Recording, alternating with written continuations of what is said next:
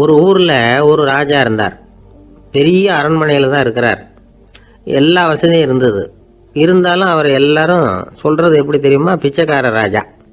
அப்படி ஒரு பேர் அவருக்கு நிலைச்சி போச்சு. ஜனங்களும் சரி, மற்ற தேசங்களில் உள்ளவங்களும் சரி, அவர் அந்த பேர் சொல்லியே குறிப்பிடுறது வழக்கமாக போட்டுது. இது அவருக்கு ரொம்ப கவலையாக போச்சு. என்ன இது, நம்மளை தேடி வர்றவங்களுக்கெல்லாம் நாம் சோறு போடுறோம், நம்ம புகழ்ந்து பாடல் ஏற்றி கொண்டு வர்ற புலவர்களுக்கெல்லாம் அவங்க எப்படி வந்தாலும் ஒருவேளை சோறு போடணுங்கிறது உத்தரவு. இவ்வளவுலாம் செஞ்சும் நம்மளை போய் பிச்சைக்கார ராஜான்னு எல்லாரும் சொல்கிறாங்களே, அது ஏன், எதுக்காக இப்படி சொல்கிறாங்க? இதுதான் ராஜாவுக்கு குழப்பம். சரி, இதை பற்றி நம்ம அமைச்சர்கள்கிட்ட கேட்கலாமா அப்படின்னு யோசனை பண்ணார். இந்த விஷயத்தை போய் அவங்ககிட்ட எப்படி கேட்கறதுன்னு அவருக்கு தயக்கமாக இருந்தது. கௌரவ குறைச்சலாக தெரிஞ்சுது அவருக்கு. சரி, சாதாரண குடிமக்கள்கிட்ட இதை பற்றி கேட்கலாமா அப்படின்னு யோசனை பண்ணார். கேட்கலாம். ஆனால் அவங்க யாரும் ராஜா முன்னாடி வந்து நின்று தைரியமாக பேசக்கூடிய அளவுக்கு இல்லை. ராஜாவோட குழப்பம் நாளுக்கு நாள் அதிகமாக போச்சு. கடைசியாக அவர் ஒரு முடிவுக்கு வந்தார். அதாவது இதை பற்றி ஒரு பிச்சைக்காரங்கிட்டே கேட்டு பார்த்துட்டா என்ன. இதுதான் அவர் பண்ண முடிவு. உடனே மாறு வேஷம் போட்டுக்கிட்டு நகர்வலம் போனார். ஒரு பிச்சைக்காரனை கண்டுபிடிச்சார். இதை பாருப்பா, நம்ம ராஜாவை எல்லாரும் பிச்சைக்கார ராஜான்னே சொல்கிறாங்களே, அதுக்கு என்ன காரணமாக இருக்கும் அப்படின்னு கேட்டார். அதுக்கு அவன் சொல்கிறான், இதுக்கான பதிலை இன்னும் ஒரு 30 நாளில் சொல்கிறேன் அப்படின்னா. உடனே இவருக்கு சந்தோஷம். உண்மையை அவங்ககிட்ட சொன்னார். நான் வேற யாரும் இல்லை, நான் தான் இந்த நாட்டு ராஜா. இப்போ நீ என் கூடவே வந்துடு, அரண்மனையிலேயே தங்கிக்கோ. 30 நாள் கழித்து எனக்கு பதில் சொல்லிவிட்டு அதுக்கப்புறமா நீ போகலாம் அப்படின்னு சொல்லி அழைச்சிட்டு வந்துட்டார். அரண்மனையில் ஒரு மூலையில் அவன் தங்கறதுக்கு இடம் கொடுத்தார். தினம் 2 வேளையும் இவனுக்கு சோறு போடுங்க அப்படின்னு உத்தரவு போட்டார். ராஜா கொடுத்த இடத்துல போய் உக்காந்துக்கிட்டான் அந்த பிச்சைக்காரன். தினமும் அந்த அரண்மனையில் நடக்கிறதையெல்லாம் கவனிச்சுக்கிட்டு வந்தான். வேளைக்கு சாப்பாடு வரும், சாப்பிட்டுக்கிட்டு இருக்கான். இப்படி 30 நாள் முடிஞ்சுது. ராஜா வந்தார். என்ன, என்னோட கேள்விக்கு பதில் என்னன்னு கண்டுபிடிச்சிட்டியான்னார். கண்டுபிடிச்சிட்டேன்னா. என்ன எல்லாரும் பிச்சைக்கார ராஜான்னு சொல்கிறாங்களே, அது நியாயமாக படுதா உனக்குன்னு கேட்டார். நியாயமாக தான் படுது, சந்தேகம் இல்லாமல் நீங்கள் பிச்சைக்கார ராஜா தான். என்னதான் நீங்கள் வசதியோடவும் படைபலத்தோடவும் இருந்தால் கூட நீங்கள் எங்கள் வர்க்கத்தை சேர்ந்த ஆசாமி தான் அப்படின்னு அடித்து சொல்லிவிட்டான் அந்த ஆள். என்னால் அப்படி சொல்கிறேன்னு கேட்டார் இவர். அரசே, ஒரு உண்மையை கண்டுபிடிச்சி சொல்கிறதா நான் உங்ககிட்ட சொன்னேன். நீங்கள் ராஜ பரம்பரைன்னா உடனே உங்கள் கழுத்தில் கிடக்கிற முத்து மாலையை கழட்டி பரிசாக கொடுத்துருப்பீங்க, பொன்னையும் மணியையும் கொடுத்துருப்பீங்க. ஆனால் நீங்கள் அப்படி செய்யலை. என்னை ஒரு மூலையில் உட்கார வச்சு 2 வேளை சோறு போட சொன்னீங்க. உங்களை தேடி யார் வந்தாலும், யார் பாராட்டி பேசினாலும் அல்லது பிரச்சனைகளை சொன்னாலும் நீங்கள் செய்கிற ஒரே காரியம் சோறு போடுறது தான். பிச்சைக்காரனுக்கு சோறு மட்டும்தான் உலகம். உங்கள் விஷயத்திலையும் நீங்கள் அப்படி தான் நினைக்கிறதாக தெரியுது. நல்லா கவனிங்க. எந்த ஒரு பிரச்சனைக்கும் சோறு தான் முடிவுன்னு நினைக்கிறீங்க பாருங்க. நீங்கள் சந்தேகமில்லாத எங்களை சேர்ந்த ஆளு தான் அப்படின்னு விட்டான் அந்த பிச்சைக்காரன். அதுக்கப்புறம் தான் அந்த ராஜா தன்னுடைய தவறுகளை எல்லாம் தேர்த்திக்கிட்டாராம். பசின்னு வர்றவங்களுக்கு சோறு தான் போடணும், அது தப்பு இல்லை. பாராட்ட வர்றவங்களுக்கெல்லாம் சோத்தையே போட்டு அனுப்புனா இப்படி தான் பேர் வரும். எனக்கு தெரிஞ்ச ஒருத்தர் தினமும் யாராவது ஒருத்தரை தன் வீட்டுக்கு அழைச்சிட்டு போவார், சாப்பாடு போட்டு அனுப்புவார். முன்னறிவிப்பு இல்லாமல் திடீர்னு ஒரு விருந்தாளியோட வீட்டில் போய் இவர் நிற்கிறது வழக்கம். அந்த அம்மாவும் இவருக்காக தயார் பண்ணி வச்சிருந்ததை இவர் அழைச்சிட்டு வந்திருக்கிற விருந்தாளிக்கு போட்டுருவாங்க. விருந்தாளி சாப்பிட்டுட்டு போனதுக்கப்புறம் இவர் மனைவி கிட்ட உனக்கு சிரமம் வேணாம் அப்படின்னு சொல்லிவிட்டு பக்கத்தில் உள்ள ஒரு ஹோட்டலுக்கு போய் காசு கொடுத்து சாப்பிட்டுட்டு வந்துடுவார். பல நாள் இப்படி நடக்கும். ஒரு நாள் அவரை தனியாக கூப்பிட்டுக்கிட்டு போய் ஏன் இப்படி பண்ணுறீங்கன்னு கேட்டோம். அதுக்கு அவர் சொல்கிறாரு, எங்கள் வீட்டு சாப்பாட்டிலேருந்து தப்பிக்கிறதுக்கு எனக்கு வேற வழி எதுவும் தெரியல சார், அதனால தான் இப்படி பண்ணிட்டு இருக்கிறேன் அப்படின்னார் ரொம்ப பரிதாபமாக. ஒரு அரசனும் அமைச்சரும் ஒரு நாள் ரொம்ப சாவகாசமாக பேசிக்கிட்டு இருந்தாங்களாம். அரசன் அமைச்சரை பார்த்து ஒரு கேள்வி கேட்டிருக்கார். ஏங்க அமைச்சரே, ஆசை இல்லாத ஒரு மனுஷனால் இருக்க முடியுமா அப்படின்னு.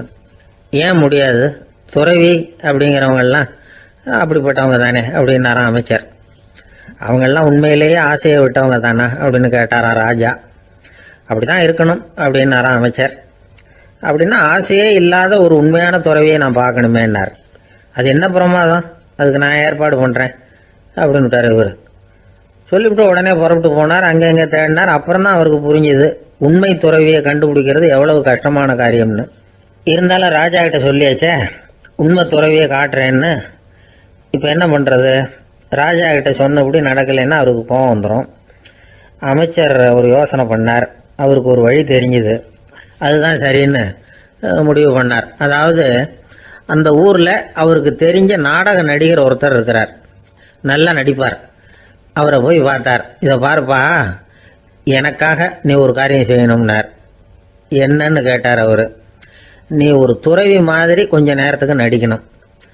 ராஜா வந்து உன்னை பார்த்துட்டு போகிற வரைக்கும் நடி, அது போதும். அதுக்காக உனக்கு 10,000 ரூபா தரேன் அப்படின்னார். அவர் எந்த காலத்தில் இவ்வளவு பணத்தை மொத்தமாக பார்த்துருக்கார். அதனால் உடனே சரின்னு ஒத்துக்கிட்டார். அமைச்சர் வந்து அரண்மனைக்கு திரும்பி வந்தார். என்ன அமைச்சரே, இன்னுமா ஒரு உண்மையான துறவி கிடைக்கலன்னார். உண்மையான துறவி ஒருத்தரை இப்போ தான் கொஞ்ச நேரத்துக்கு முன்னாடி பார்த்து பேசிவிட்டு வர்றேன். அவர் நம்ம ஊருக்கு வெளியில் குளத்தங்கரையில் உள்ள ஒரு ஆலமரத்துக்கு அடியில் உட்காந்துருக்கிறார் அப்படின்னார் இவர். அப்படின்னா உடனே புறப்படுங்க அப்படின்னார் ராஜா. பரிவாரங்களோடு புறப்பட்டார். அங்கே அந்த மரத்தடியில் அந்த ஆள் வேஷம் போட்டுக்கிட்டு துறவி மாதிரி உட்காந்துருக்கிறான். ராஜா நேராக போனார்.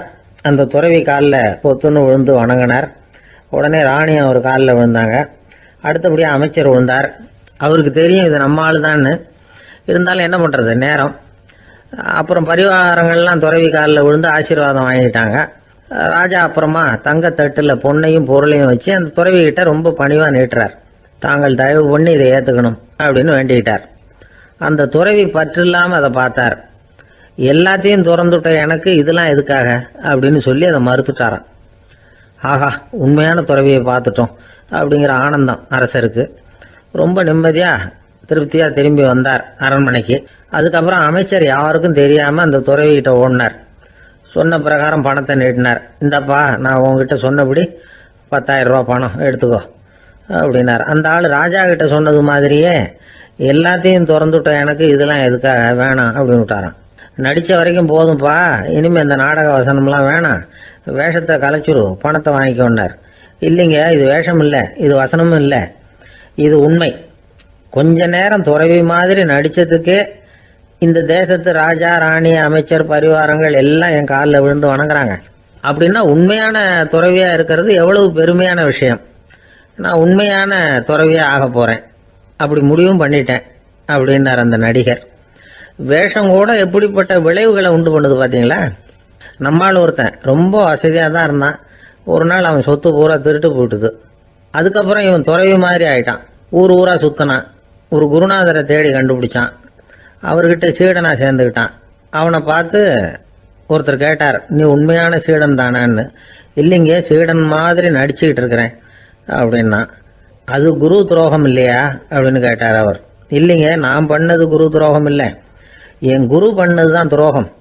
என்னுடைய பணத்தை கொள்ளையடிச்சது இவர் தான். அதை எங்கே வச்சிருக்காருன்னு கண்டுபிடிக்கிறதுக்காக தான் இவர்கிட்ட வந்து சீடனா சேர்ந்துருக்கிறேன் அப்படின்னானா. ஒரு சின்ன பையன் வந்தான். அவனை பார்த்து ஒரு கேள்வி கேட்டோம். ஏன்ப்பா, உங்கள் வீட்டில் அம்மா புத்திசாலியா அப்பா புத்திசாலியா அப்படின்னு. அவன் அலட்சியமாக நம்மளை பார்த்து சிரிக்கிறான். என்ன சார் இது, இந்த காலத்தில் இது கூட தெரியாமல் இருக்கிறீங்களே அப்படிங்கிறான். ஒரு சின்ன பையன் நம்மளை பார்த்து இப்படி கேட்டு விட்டானே அப்படின்னு நினைக்கிறப்போ நமக்கு ஒரு மாதிரி ஆகிடும். அதுக்கப்புறம்தான் இந்த தாத்தா பாட்டியெல்லாம் சொல்கிற ஒரு கதை ஞாபகத்துக்கு வந்தது. அது என்ன கதை தெரியுமா? ஒரு ஊரில் ஒரு அம்மாவும் பிள்ளையும் இருந்தாங்களாம். அந்த மகனுக்கு திடீர்னு தேசாந்திரம் போய் வரணும்னு ஆசை வந்துட்டுது. ஊர் ஊராக போய் சுற்றி பார்க்கணுங்கிற ஆசை. அந்த அம்மாவுக்கு இது பிடிக்கல. மகனை பிரிஞ்சு இருக்கிறதுக்கு அவங்க மனசு இடம் கொடுக்கல. வேணாப்பான்னு சொல்லி பார்த்தாங்க, அவன் கேட்கல. திடீர்னு புறப்படவும் செஞ்சுட்டான். சரி, இனிமேல் அவனை தடுக்க முடியாதுன்னு முடிவு பண்ணிக்கிட்டாங்க அந்த அம்மா. இருந்தாலும் புத்திசாலித்தனமாக ஒரு யோசனை பண்ணாங்க. மகனை கிட்டத்தில் கூப்பிட்டாங்க. அவங்ககிட்ட சொன்னாங்க, இதை பாருப்பா, நீ தேசாந்திரம் போகிறதுன்னு தீர்மானம் பண்ணிவிட்ட, அதை நான் தடுக்கலை, போயிட்டு வந்துடும். ஆனால் போகிறதுக்கு முன்னாடி எனக்கு ஒரு வாக்குறுதி கொடுத்துட்டு போ அப்படின்னாங்க. போகிறப்போ ராத்திரியாக இருந்தாலும் பகலாக இருந்தாலும் சரி, புளிய மரத்து நிழலில் தான் தங்கணும். திரும்பி வர்றப்போ இரவும் பகலும் நீ வந்து வேப்ப மரத்து நிழல்லே தங்கணும் அப்படின்னாங்க. சரி, அப்படியே செய்கிறேன்னு சொல்லி வாக்குறுதி கொடுத்தான் பையன். புறப்பட்டு போனான். போகிற வழியில் புளிய மரத்து நிழல்லே தங்கினான், தூங்கினான்.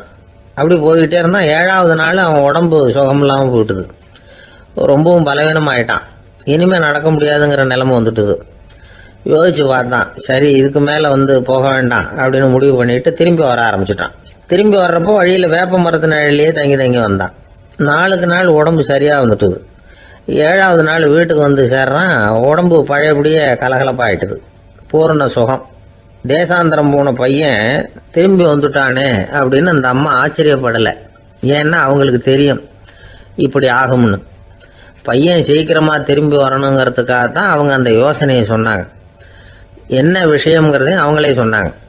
மகனே, புளிய மரத்து நிழல் உடம்புக்கு உஷ்ணத்தை கொடுக்கும், சீக்கம் உண்டாக்கும். அதனால் நீ தொடர்ந்து புளிய மரத்து நிழலில் தங்கினாவே நோய்க்கு ஆளாயிட்ட. அதனால் நல்ல பயணத்தை முடிச்சுக்கிட்டு திரும்பி வரணுங்கிற முடிவுக்கு வந்துட்ட. திரும்பி வர்றப்போ நீ தங்கினது வேப்ப மரத்து நிழல். அது உடம்புக்கு குளிர்ச்சியை தரக்கூடியது, நோயை தீர்க்கக்கூடியது. அதனால் சுகமாக வீட்டுக்கு சேர்ந்துட்ட. உன்னோட தேசாந்திர பயணத்தை தடுக்கிறதுக்காக தான் இப்படி பண்ணினேன் அப்படின்னாங்களாம் அந்த அம்மா. பார்த்தீங்களா அம்மாவோட புத்திசாலித்தனத்தை? அப்பாவாக இருந்தால் இப்படியா பண்ணுவார்? ஒரு அப்பா பையன்கிட்ட 10 ரூபா கொடுத்து இதை எடுத்துக்கிட்டு அடுத்த ஊருக்கு போய் அங்கே இருக்கிற மாமா கிட்ட இதை கொடுத்துட்டு வாடா, வழியில் எங்கேயாவது மரத்தடியில் படுத்து தூங்கி விடாதே அப்படின்னு எச்சரிக்கை பண்ணி அனுப்புனாராம். பையனுக்கு எச்சரிக்கையாக வாழறது எப்படிங்கிறத கற்றுக் கொடுக்கறதுக்காக இப்படி பண்ணார். அவன் பணத்தை வாங்கிட்டு போனான். அப்பா சொன்னதை மறந்துட்டு ஒரு மரத்தடியில் படுத்து தூங்கிட்டான். அவனுக்கு தெரியாமல் அவன் பின்னாடியே போன அப்பா அவன் கையில் இருந்த அந்த 10 ரூபாயை நைஸாக எடுத்துகிட்டு வந்துட்டார். அவன் பையில் தானே வச்சுருந்தான், அது தெரியாமல் எடுத்துகிட்டு வந்துட்டார். அவன் தூங்கிக்கிட்டு இருக்கான். எடுத்துகிட்டு ஒரு மறுபடியும் வீட்டுக்கு வந்துட்டார். பையன் முழிச்சுக்கிட்டு பையை தடவி பார்க்குறான், பணத்தை காணும். அழுதுகிட்டே திரும்பி வந்தான். அப்பா கிட்ட விஷயத்த சொன்னான். அப்பா சிரிச்சுக்கிட்டே சொன்னார், அதுக்கு தான்ப்பா ஆரம்பத்திலேயே எச்சரிக்கை பண்ணினேன், இனிமேலாவது நீ ஜாக்கிரதையாக இருக்கணும் அப்படிங்கிறதுக்காக தான் இப்படி பண்ணினேன். அந்த பணம் எங்கேயும் போயிடலை, நான் தான் அதை உனக்கு தெரியாமல் எடுத்து வச்சிருக்கிறேன். இதோ பாரு அப்படின்னு சொல்லிக்கிட்டு சைடு பாக்கெட்டில் கையை விட்டா அது ஓட்டையாக இருக்குது. அதை எவனோ ஏற்கனவே கத்திரிச்சு எடுத்துகிட்டு போயிட்டான். இப்போ அப்பா முகத்தில் அசடு வழிஞ்சுதான். ஒரு ஆள் இருந்தான், நிறைய பணம் சம்பாதிச்சான். ஆனால் செலவு பண்ண மனசு வரல, கருமி. அவன் என்ன பண்ணா, சேர்த்த பணம் பூராவையும் ஒரு மரத்தடியில் புதைச்சி வச்சுருந்தான். வாரத்துக்கு ஒரு தடவை அந்த மரத்தடிக்கு வருவான். புதைச்ச இடத்த ஆவலோடு பார்த்துக்கிட்டு இருப்பான். அதுக்கப்புறம் போயிடுவான். அவ்வளவுதான். ஒரு நாள் ஒரு திருடன் வந்தான். இவன் புதைச்சி வச்சுருந்ததெல்லாம் எடுத்துகிட்டு போயிட்டான். இது தெரிஞ்சு போச்சு. அந்த கருமி புலம்ப ஆரம்பிச்சிட்டான். இவன் புலம்பலை கேட்டதும் அக்கம் பக்கத்தில் இருந்தவங்கெல்லாம் ஓடி வந்தாங்க. என்ன விஷயம்னு விசாரித்தாங்க. இவன் சொன்னான். ஒரு பெரியவர் கேட்டார், ஏப்பா வாரம் இந்த இடத்த பார்க்கறதாக சொன்னியே, எப்போவாவது இதில் இருக்கிற பணத்தை எடுத்து செலவு பண்ணியிருக்கியா அப்படின்னு கேட்டார். நான் அப்பப்போ அதை பார்க்கறது தான் வழக்கம், அதை தொட்டதே இல்லைன்னு அவன்.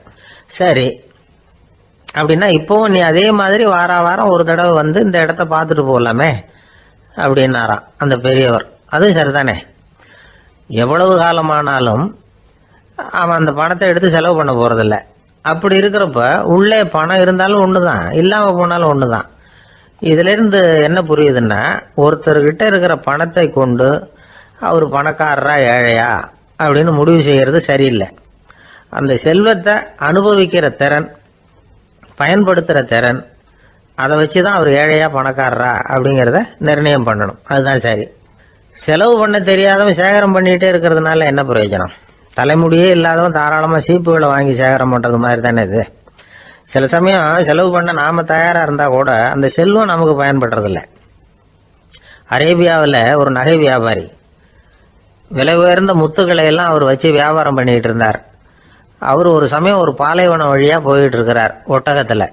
அப்போது திடீர்னு கடுமையான புயல் வீச ஆரம்பிச்சுட்டுது. திசை தவறி இவர் எங்கேயோ வந்துட்டார். கூட வந்தவங்களையும் காணலை, எங்கே போனாங்களோ தெரியல. இவர் ரொம்ப பயந்து போய் அங்கேயும் எங்கேயுமா அலைஞ்சு திரியிறார். வழியே தெரியல. பசி கடுமையாயிட்டுது. ஒட்டகத்து முதுகில் ஒரு மூட்டை இருந்தது. அதை பிரித்து பார்த்தார். உள்ளே ஏதாவது இருக்கான்னு தேடி பார்க்குறார். அது வரைக்கும் கண்ணில் தட்டுப்படாத அபூர்வமான ஒரு பை கண்ணில் பட்டுது. ஆஹா, அதில் ஏதாவது சாப்பிட்றதுக்கு இருக்கும் அப்படின்னு நினச்சி ஆவலாக அதை பிரித்து பார்க்குறார்.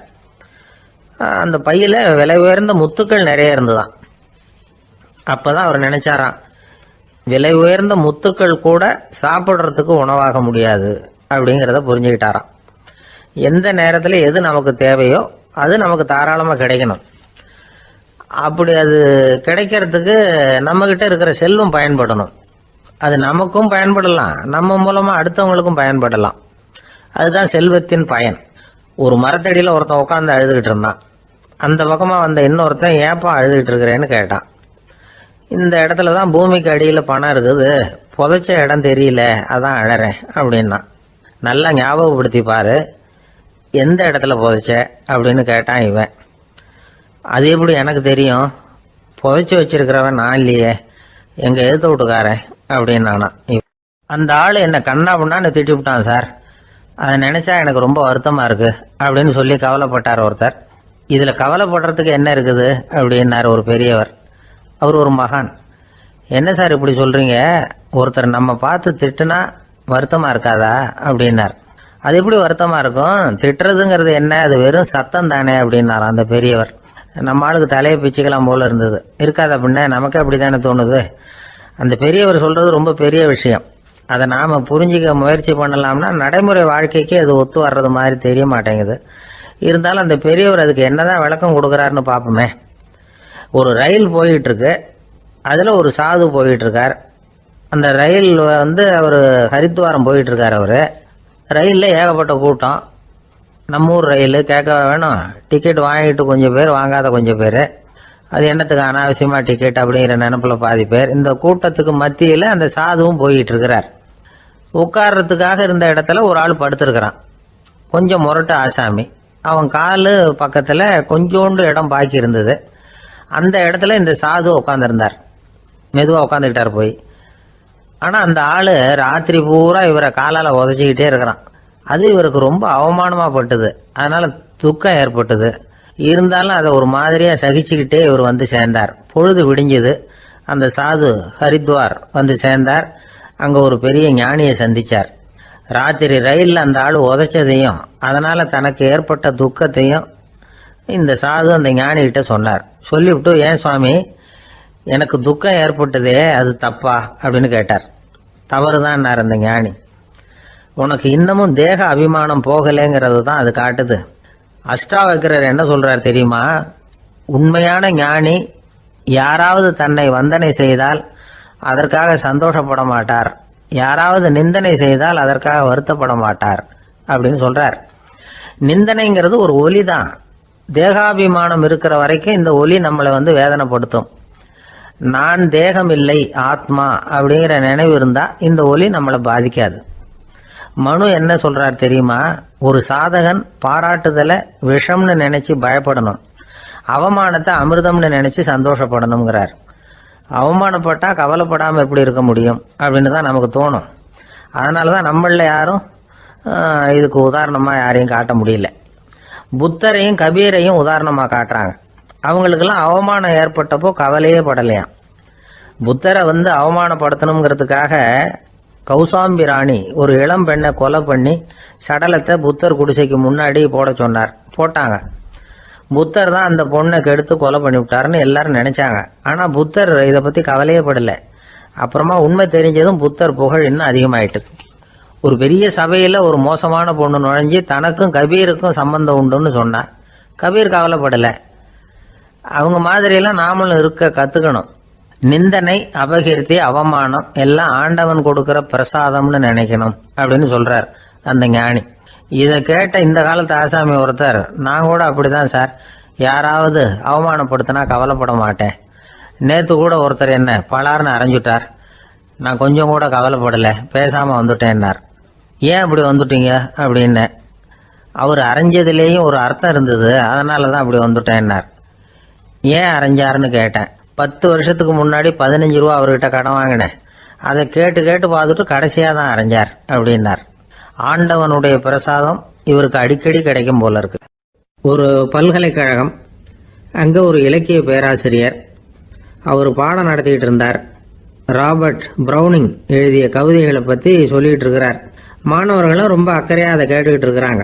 ஒரு குறிப்பிட்ட கவிதையை பத்தி சொல்லும் பொழுது அந்த பேராசிரியருக்கே ஒரு சந்தேகம். அதாவது அந்த கவிதையின் சரியான அர்த்தம் என்னங்கிறதுல சந்தேகம். பேராசிரியர் யோசனை பண்ணார். அந்த கவிதையை முழுசா புரிஞ்சுக்க முடியல.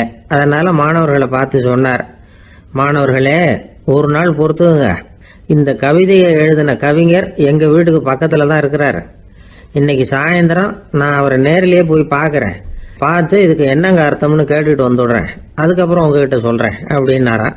அன்னைக்கு சாயந்தரமே அந்த பேராசிரியர் கவிஞரை தேடிட்டு போயிட்டார். கவிஞர் அவங்க வீட்டில் அவர் பாட்டு உட்காந்துருந்தாராம். இவர் போய் அவர் முன்னாடி உட்காந்தார். அப்புறம் கேட்டார், ஐயா அந்த கவிதையின் முழு பொருள் என்னன்னு தெரிஞ்சுட்டு போகிறதுக்காக வந்திருக்கிறேன் அப்படின்னாராம். எந்த கவிதை அப்படின்னாராம் அவர். இவர் அந்த கவிதையை சொல்லியிருக்கார். கவிஞர் கொஞ்சம் யோசனை பண்ணிவிட்டு அப்புறம் சொன்னாராம், பேராசிரியரே நீங்கள் கொஞ்சம் தாமதமாக வந்துட்டீங்கன்னாராம். இவருக்கு ஒன்றும் புரியல. நீங்கள் என்ன சொல்கிறீங்க, நான் தாமதமாக வந்துட்டேன்னா? நீங்கள் தான் உயிரோடு இருக்கிறீங்களே, அப்படி இருக்கும்பொழுது நான் தாமதமாக வந்துட்டேன்னா அது எப்படி அப்படின்னு இவர் குழம்பி இருக்கிறார். இப்போ கவிஞர் சொன்னாராம், ஐயா நான் உயிரோடு இருக்கிறேன்னா இல்லையாங்கிறது முக்கியம் இல்லை. நான் அந்த கவிதை வரிகளை எழுதினப்போ 2 பேருக்கு அதோட அர்த்தம் தெரிஞ்சிருந்தது. இப்போ ஒரே ஒருத்தருக்கு தான் அதோட அர்த்தம் தெரியும் அப்படின்னாராம்.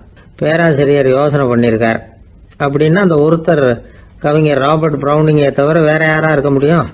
இவர் தான் அப்படிங்கிறத அவர் மனசுல நினைச்சுக்கிட்டார். அதனால சொன்னார், ஐயா நான் தாமதமா வரல, அந்த கவிதையின் பொருள் என்ன அது சொல்லுங்கன்னார். பேராசிரியரே நான் சொல்றது உங்களுக்கு புரியலன்னு நினைக்கிறேன். நான் இந்த வரிகளை எழுதினப்போ 2 பேருக்கு அதோட அர்த்தம் தெரிஞ்சிருந்தது. அந்த 2 பேர் யாருன்னா, ஒருத்தர் ராபர்ட் ப்ரௌனிங், அதாவது நான், இன்னொருத்தர் கடவுள். இப்போ அது கடவுளுக்கு மட்டும்தான் தெரியும். நானே இதை பற்றி பல தடவை யோசனை பண்ணி பார்த்தேன். இது ரொம்ப அழகானது, ஆனாலும் ரொம்ப வழுக்கலானது. அதை பிடிச்சிட்டோம்னு நினச்சிக்கிட்டு இருக்கும் பொழுதே காற்று மாதிரி அது உங்ககிட்ட இருந்து ஓடி போயிடுது. எனக்கு ரொம்பவும் வருத்தமாக தான் இருக்குது. நிச்சயமாக நான் தான் இந்த வரிகளை எழுதியிருக்கிறேன். அதில் அர்த்தம் இருக்குங்கிறது எனக்கு தெரியும், அதை நான் உணர்றேன். ஆனால் நீங்கள் என்னை மன்னிக்கணும், எனக்கே கூட அதை என்னால் விளக்க முடியல. அப்படி இருக்கும் பொழுது உங்களுக்கு எப்படி அதை நான் விளக்க முடியும் அப்படின்னாரா அந்த கவிஞர்.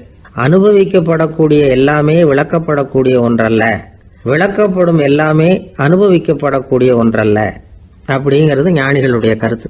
அதுக்காக தான் அந்த சம்பவம். வாழ்க்கையில் நீங்கள் தொடர்ந்து ஆய்வு செய்து கொண்டே இருக்கக்கூடிய விளக்கங்களை ஒருபோதும் அடைய முடியாத பரிமாணங்கள் இருக்கிறதுனால தான் அது அலுப்பு தட்டாமல் இருக்குது. உங்களால் நிறைய அனுபவிக்க முடியும், இருந்தாலும் நீங்கள் அனுபவித்து அறிந்த விஷயங்கள் கூட வார்த்தைகளால் விளக்கப்பட முடிவதில்லை அப்படிங்கிறது பெரியோர் சிந்தனை. இதெல்லாம் ஒரு பக்கம் இருக்கட்டும். நமக்கு தெரிஞ்ச பேராசிரியர் ஒருத்தர் 1 மணி நேரம் ரொம்ப விவரமா வகுப்பு எடுத்தார். கடைசியா சொன்னார், மாணவர்களே ரொம்பவும் எளிமையா விளக்கமா எல்லா விவரமும் சொல்லியிருக்கிறேன். அதனால இதுல உங்களுக்கு சந்தேகம் வர்றதுக்கு வாய்ப்பே இல்லை. இருந்தாலும் கேட்க வேண்டிய கடமை கேட்கிறேன். இது வரைக்கும் நடத்தினதுல யாருக்காவது ஏதாவது சந்தேகம் உண்டா அப்படின்னு கேட்டாராம். எனக்கு ஒரே ஒரு சந்தேகம் தான் சார் அப்படின்னு எழுந்திரிச்சு நிக்கிறான் ஒருத்தன். என்னன்னு கேட்டாராம். இது வரைக்கும் நீங்க என்ன பாடம் சார் நடத்துனீங்க அப்படின்னானா அவன். அம்மாக்காரங்களுக்கு அடிக்கடி ஏற்படுற கவலை ஒன்று உண்டு. அதாவது குழந்தை சரியா சாப்பிட மாட்டேங்குதே அப்படிங்கிற கவலை. இவங்கெல்லாம் ஒரு விஷயத்த நல்லா புரிஞ்சுக்கணும். குழந்தைகள்ங்கிறவங்க பெரியவங்க மாதிரி இல்லை. அவங்க கடிகாரத்தில் மணியை பார்த்துட்டு சாப்பிட்றதுக்கு உட்கார்ற ரகம் கிடையாது. பசிச்சா சாப்பிடுவாங்க, இல்லைன்னா விளையாடுவாங்க அல்லது தூங்குவாங்க. அது புரியாம அவங்கள கட்டாயப்படுத்தி அல்லது மிரட்டி சாப்பிட வைக்கிறது ரொம்ப தப்பு. ஒரு 8 மாச குழந்தைக்கு 3 மணி நேரத்துக்கு ஒரு தடவை பசிக்கும். அந்த நேரம் பார்த்து சாப்பாடு கொடுத்தா அடம் பண்ணாமல் அது பாட்டுக்கு சாப்பிட்றோம். அதே குழந்தைக்கு 1 வயசு ஆகிறப்போ 4 மணி நேரத்துக்கு ஒரு தடவை பசிக்கும். இந்த வயசுல இயற்கையாகவே பசி குறைஞ்சிருக்கும். அது புரியாம என் குழந்தை முன்னாடி மாதிரி இப்போ சரியா சாப்பிட மாட்டேங்கிறான் அப்படின்னு சில பேர் டாக்டர்கிட்ட போய் சொல்லிக்கிட்டு இருப்பாங்க. இன்னொரு விஷயம், ஒரு குழந்தைக்கு வயசு அதிகமாகிற வேகத்துக்கு உடம்பு எடையும் அதிகமாகிக்கிட்டே போகாது. உடம்பு எடை அதிகமாகிற வேகம் குறைஞ்சிக்கிட்டே வரும். 6 மாச குழந்தைக்கு ஒரு வாரத்தில் 150 கிராம் எடை கூடும். ஒரு வயசுல வாரத்துக்கு 71 கிராம் எடை கூடும். இது புரியாம அதிகமாக சாப்பாட்டை கொடுத்து குழந்தைய கஷ்டப்படுத்தக்கூடாது. ஏன்னா அளவுக்கு மீறின உணவு அஜீரணத்தை உண்டு பண்ணிவிடும். குழந்தைக்கு ஒரு தட்டில் கொஞ்சமாக ஆகாரத்தை வச்சு கொண்டுகிட்டு போய் கொடுக்கணும். மலை மாதிரி குவிச்சு வச்சா அதை பார்த்ததுமே பசி அடங்கி போயிடும். அடித்து மிரட்டி பயமுறுத்தி குழந்தைய சாப்பிட வைக்கிற பழக்கம் இருக்கு பாருங்க, அதுக்கு ஃபுட் ஃபோர்ஸிங் அப்படின்னு பேர். இப்படி பண்ணினா குழந்தைக்கு சாப்பாட்டில் விருப்பம் குறைஞ்சிரும், அதை கண்டாவே வெறுக்க ஆரம்பிச்சிடும். அது மாதிரி உளம் சார்ந்த பசி குறைவு, சைக்கோஜெனிக் அனோரெக்சியா, அது ஏற்படுமா. சாப்பாடுங்கிறதே ஒரு தண்டனை மாதிரி தோணும். குழந்தைகளுக்கு பிடிச்ச மாதிரியான ஆகாரத்தை கொடுக்கணும். சத்து அதிகம் இருக்குங்கிறதுக்காக அதுக்கு பிடிக்காத ஆகாரத்தை கொடுத்து கட்டாயப்படுத்தக்கூடாது. குழந்தைகளுக்கு 2 வயசு ஆகிறப்போ இயற்கையாகவே எதிர்மறை குணம் உண்டாகும். அதாவது அந்த எதிர்மறையாக பேசுறது, இது மாதிரி சமயங்களில் நாம் என்ன சொல்கிறோமோ அதுக்கு நேர்மாறாக நடந்துக்கும். ஏட்டிக்கு போட்டி, சாப்பிட சொன்னால் விளையாட போவோம், விளையாட சொன்னால் சாப்பாடு கேட்கும். இதை புரிஞ்சுக்கிட்டு நடந்துக்கணும். குழந்தை சொன்ன பேச்சை கேட்கலேன்னு கோவப்படக்கூடாது. குழந்தை வளர வளர பிடிவாத குணம் வர்றது சகஜம். கேட்டதை வாங்கி கொடுத்தாதான் சாப்பிடுவேன் அப்படின்னு பிடிவாதம் பண்ணணும். வாங்கி கொடுத்து விடுறது தான் உத்தமம். நீங்களும் அதுகிட்ட பிடிவாதம் பண்ணிட்டு இருக்கக்கூடாது. ஏன்னா கேட்டது கிடைக்கலையேங்கிற ஏமாற்றம் கூட குழந்தையோட பசியை குறைச்சிரும். கேட்டது கிடைச்சிட்டா பசி அதிகமாகும், கொடுத்ததை மளமளன்னு சாப்பிட்றோம். குழந்தைகளுக்கு கண்ட கண்ட நேரத்தில் சாப்பிட்றதுக்கு எதையாவது வாங்கி கொடுத்துக்கிட்டு இருந்தா சாப்பாட்டு நேரத்தில் சாப்பிடாம அடம் பண்ண ஆரம்பிச்சிடும். பள்ளிக்கூடம் போகிற பிள்ளைங்க காலை உணவை சரியாக சாப்பிட மாட்டாங்க. அச்சம், அவசரம், பரபரப்பு இதெல்லாம் தான் காரணம். பள்ளிக்கு புறப்படுறதுக்கு ஒரு 3/4 மணி நேரத்துக்கு முன்னாடியே சாப்பாடு போட்டுருங்க, அது சரியாக போடும். படிக்கிற குழந்தைகள் உடல் சோர்வு, மனச்சோர்வு இது காரணமாக கூட சாப்பிட மறுக்கிறது உண்டு. இப்போ உதாரணமாக சாயந்தரம் விளையாடி விட்டு வீட்டுக்கு வந்ததும் சாப்பிட சொன்னால் வேணாம்பாங்க. இது உடல் சோர்வு. ரொம்ப நேரம் வீட்டு பாடங்களை செஞ்சு முடித்த கையோடு சாப்பிட சொன்னாலும் அவங்களால சரியாக சாப்பிட முடியாது. இது உளச்சோர்வு, அதாவது மனச்சோர்வு. இதை தவிர குழந்தைகளுக்கு உடல் நலக்குறைவு ஏற்பட்டால் கூட சாப்பிட மறுக்கிறது உண்டு. சில மருந்து மாத்திரைகள் கூட பசியை குறைச்சிரும். அதனால் சரியாக தெரிஞ்சுக்கிட்டு குழந்தைகளை சாப்பிட வைக்கணும். அது புரியாமல் கையில் சாப்பாட்டு தட்டை வச்சுக்கிட்டு குழந்தைகளை விரட்டிக்கிட்டு அலையக்கூடாது. ஒரு சின்ன பையன் சொன்னான், எங்கள் அம்மா சாப்பாடு போடுறது தெரிஞ்சால் நான் உடனே வீட்டை விட்டு வெளியில் ஓடி போடுவேன் அப்படின்னா. ஏன் அப்படி பண்ணுறேன்னு கேட்டோம். எங்கள் அப்பா கூட அது மாதிரி தான் சார் பண்ணுவார் அப்படிங்கிறான். பந்திக்கு முந்தர ஆசாமிகள் நம்மள பல பேர் உண்டு. அப்படி முந்தறதுக்கு கூட முயற்சி பண்ணுறவங்க நிறைய பேர் இருக்கிறாங்க. இதில் என்ன ஒரு விஷயம்னா, பந்திக்கு முந்தறது கூட தப்பு இல்லை. ஆனால் அப்படி ஒரு விருந்தில் ஆளாக போய் உட்காந்து சாப்பிட்டா கூட வெளியில் வர்றப்ப என்ன பெரிய விருந்து வச்சுட்டான், சாம்பாரில் உப்பு இல்லை, ரசத்தில் காரம் இல்லை அப்படின்னு குறை சொல்லிகிட்டே வர்றது இருக்கு பாருங்க, அது சரியில்லை, நாகரிகமும் இல்லை. கல்யாண பத்திரிகையில் என்ன போட்டிருக்குது, என் பொண்ணுக்கும் இன்னார் பையனுக்கும் கல்யாணம், எல்லாரும் குடும்பத்தோடு வந்திருந்து மணமக்கள் ஆசீர்வதிக்கணும், இப்படி தானே போட்டிருக்கோம். குடும்பத்தோடு விருந்து சாப்பிட்டு சாப்பாடு எப்படி இருக்குன்னு அபிப்பிராயம் சொல்லிவிட்டு போங்க அப்படின்னா போட்டிருக்கு கல்யாண பத்திரிகையில். ஒருத்தர் வீட்டு விசேஷத்துக்கு போயிருக்கோம்னா எவ்வளவோ அசௌகரியங்கள் நமக்கு ஏற்படலாம். ஏராளமான கூட்டம் வந்திருக்கும். எல்லாரையும் அவங்க தனித்தனியாக கவனிச்சுக்கிட்டு இருக்க முடியாது. நாம தான் அனுசரித்து நடந்துக்கணும். நாமளாக போய் வாழ்த்த வேண்டியவங்களை வாழ்த்தி விட்டு சேரணும். அதை விட்டுட்டு பத்திரிக்கை கொடுத்தானேன்னு போனேன், கவனிப்பே சரியில்லை அப்படின்னு புலம்பிக்கிட்டு இருக்கக்கூடாது. ஒரு விருந்துக்கு போனால் அங்கே எப்படி நடந்துக்கணும் அப்படிங்கிறத பற்றி கூட அனுபவசாலிகள் சில விவரங்கள்லாம் சொல்லியிருக்கிறாங்க. இந்த காலத்தில் கல்யாணம், பிறந்த நாள், அது இதுன்னு நிறைய விருந்துகள் நடக்குது. அதெல்லாம் எதுக்காக? மனித உறவுகளை வளர்த்துக்கிறதுக்காக தான், வேற எதுக்கு? ஒரு விருந்துக்கு போனால் அமைதியாக பொறுமையாக போய் உட்காரணும். அடித்து பிடிச்சிக்கிட்டு இடத்த பிடிக்க போகிறேன் அப்படின்னு நிற்கக்கூடாது. முதல் பந்தி நடந்துக்கிட்டு இருந்தால் அது முடிஞ்சு இலை எடுத்து சுத்தம் பண்ணதுக்கு அப்புறம் போய் உட்கார்றது தான் நாகரீகம். இலை எடுக்கிறதுக்கு முன்னாடியே அங்கே போய் உட்காந்தா நல்லா இருக்காது. நீங்கள் சாப்பிட்டுட்டு உட்காந்துருக்கீங்களா, சாப்பிட்றதுக்கு உட்காந்துருக்கீங்களா, பார்க்குறவங்களுக்கு சந்தேகம் வந்துடும். அதே மாதிரி இலையில எல்லா ஐட்டமும் பரிமாறினதுக்கு அப்புறம் சாப்பிட ஆரம்பிக்கணும். ஒவ்வொரு ஐட்டமாக வைக்க வைக்க நாம் பாட்டுக்கு எடுத்து உள்ளே தள்ளிகிட்டே இருந்தோம்னா எதை வச்சோம் எதை வைக்கலன்னு பரிமாறினவரே குழம்பி போயிடுவார். ஏன்னா எப்போ பார்த்தாலும் இலை காலியாகவே இருக்கும். சாப்பிட்றப்போ உங்கள் சாப்பாட்டையே நீங்கள் கவனிக்கணும். அடுத்தவங்க இலையில என்ன இருக்குது, பக்கத்தில் இருக்கிறவர் எதை அதிகமாக சாப்பிட்றார், இதெல்லாம் நமக்கு என்னத்துக்கு? எல்லாரும் சாப்பிட்டு முடிக்கிற வரைக்கும் பொறுமையாக இருக்கிறது தான் நல்லது. நீங்கள் மட்டும் திடீர்னு பாதியில் எழுந்திரிச்சு பக்கத்தில் இருக்கிறவங்களுக்கு சங்கடமாக இருக்குமேங்கிறதெல்லாம் யோசிக்காமல் நீங்கள் பாட்டு எழுந்திரிச்சு போகக்கூடாது. பக்கத்தில் உள்ளவங்க உங்களை எழுந்திரிக்க சொன்னால் எழுந்திரிச்சு போகலாம். விருந்துகளில் சாப்பாட்டை வீணாக்கிறதே ஒரு நாகரிகமாக போட்டுது இந்த காலத்தில். சாப்பாட்டுக்கே கஷ்டப்பட்டுக்கிட்டு பல பேர் இந்த உலகத்தில் இருக்கிறப்போ சாப்பாட்டை வீணாக்கிறது எவ்வளோ பெரிய மோசங்கிறத நினச்சி பார்க்கணும். வேணுங்கிற அளவுக்கு கேட்டு வாங்கி சாப்பிட்றது தான் முறை. விருந்தில் இந்த பஃபே அப்படின்னு சொல்லி ஒரு முறை சொல்கிறாங்கல்ல, அதாவது உணவு வகைகளையெல்லாம் பொதுவாக ஒரு இடத்துல வச்சுடுறது, நமக்கு தேவையானதை நாமே எடுத்துட்டு ஒரு தட்டில் போட்டுக்கிட்டு சாப்பிட வேண்டியது. இதில் கூட சில பேர் தேவைக்கு அதிகமாக எடுத்து போட்டுக்கிட்டு வீணாக்குறாங்க. சில சமயம் கடைசியாக சாப்பிட போகிறவங்களுக்கு எல்லா ஐட்டமும் கிடைக்காம போகலாம். அதை போய் பெருசு பண்ணிகிட்டு இருக்கக்கூடாது. என்ன சார் இந்த அளவுக்கு கூடவா நாகரிகம் தெரியாமல் இருக்கிறோம், இதை போய் பெருசாக சொல்ல வந்துட்டீங்களே அப்படின்னு நினைக்கலாம். ஒருத்தர் 2 பேருக்கு இந்த விவரம் தேவைப்படலாம். அவங்க காதலையும் இது விழட்டுமேங்கிறதுக்காக தான் இது. ஒரு பெரிய கல்யாண விருந்து நடந்துகிட்டு இருந்தது. விருந்து மண்டபத்து வாசல்ல ஒருத்தர் நின்றுக்கிட்டு வர்றவங்களையெல்லாம் ரொம்ப மரியாதையாக வணங்கி உள்ள அனுப்பி வச்சுக்கிட்டு இருந்தார். எப்படி தெரியுமா? வர்றவங்க கையெல்லாம் பிடிச்சி முத்தம் கொடுத்து அதுக்கப்புறம் உள்ள அனுப்பி வச்சுக்கிட்டு இருந்தாராம். கூட்டம்லாம் முடிஞ்சதுக்கு அப்புறம் அவர்கிட்ட போய் கேட்டிருக்கிறாங்க, சார் நானும் எவ்வளவோ விருந்துகளுக்கு போயிருக்கிறேன், இருந்தாலும் இவ்வளவு மரியாதையா வர்றவங்க கைக்கெல்லாம் முத்தம் கொடுத்து வரவேற்கிறத இங்கதான் பாக்குறேன் அப்படின்னு சொன்னாங்க. அதுக்கு அவரு சொன்னார், அட போங்க சார், நான் முத்தம் கொடுக்கல, முந்தின பந்திக்கு வந்து சாப்பிட்டவங்க